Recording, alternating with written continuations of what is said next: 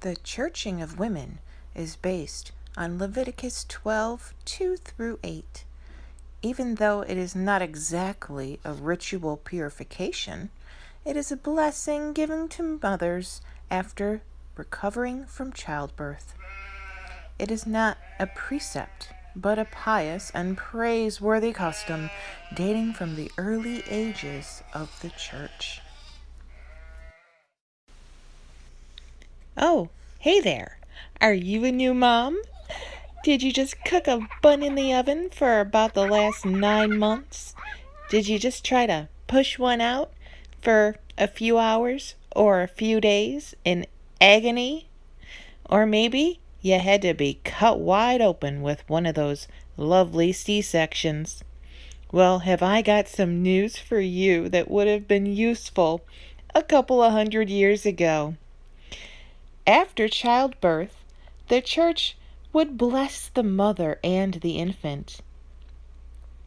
This rite is based on the tradition of women being unclean after giving birth, from blood and fluids and afterbirth and all that yuck, and also from having that dirty, dirty sex in the first place.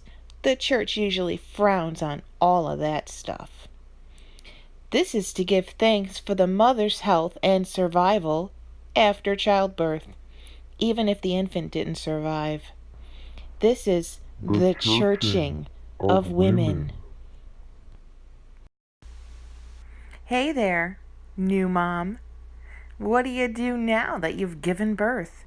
Well, you get a forced resting period called a lying in.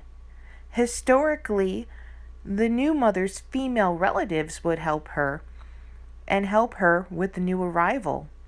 The more wealthier family could hire a private nurse for these duties. During this lying in, the new moms were also exempt from Mass, fasting, and personal sacrifices. But sometimes this lying in would happen during the time of the infant's baptism, the new mom not being in attendance.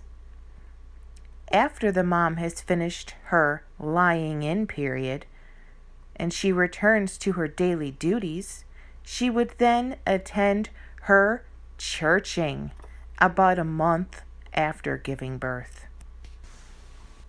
The churching usually consists of the mother thanking God for a safe delivery and to be blessed by the priest.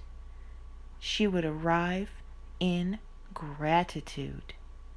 The ceremony would begin as the mother approaches the church and kneels with a lighted candle. The priest would read Psalm 23. She would then be blessed with holy water and follow the priest into the church for more prayers and blessings at the altar. This is a common churching prayer for a new mother. May the Lord God Almighty, who through the earthly birth of his own Son hath filled the whole world with joy, so bless you. The child he hath given you will always bring joy to your heart.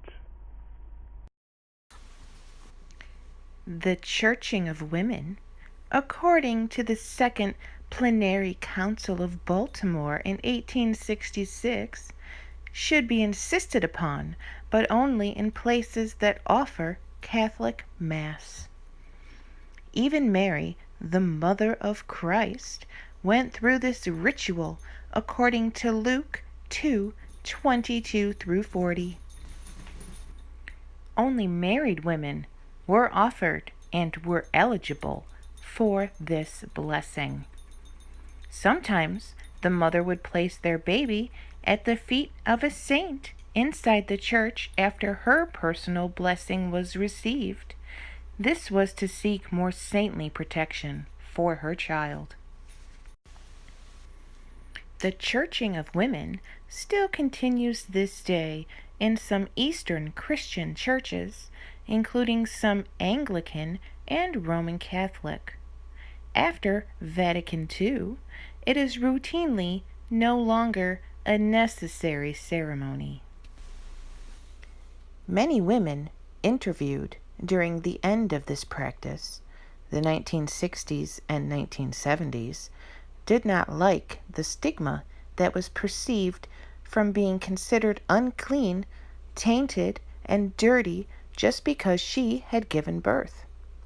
Some women from more traditional Catholic homes weren't even allowed to help cook or clean during their lying in because of the superstition of their tainted activities and the possible effect it would have on their home, aka a curse. And now, some questions for the audience. How would you feel if this happened to you? Or if you were forced to do this churching to be considered part of the community after childbirth? Has this ceremony ever been performed by or with any of your older family? Are there any ceremonies or rites you've experienced that were similar to this in other religions? Thanks for watching, and don't forget to forge your own path.